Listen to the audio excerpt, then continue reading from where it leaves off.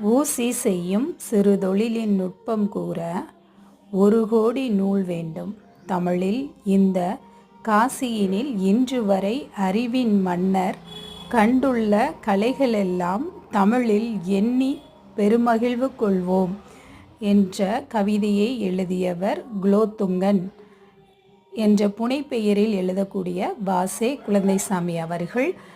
இந்த கவிதை இடம்பெற்ற நூல் எதுனா அறிவியல் தமிழ் அப்படிங்கிற நூல் தான். வாசே குழந்தைசாமி ஐயா அவர்களை பற்றிய முழு குறிப்பை அறிவதற்கான வீடியோ லிங்க்கு கீழே இருக்குது. பயன்படுத்திக்கோங்க. சப்ஸ்கிரைப் பண்ணுங்கள். நன்றி.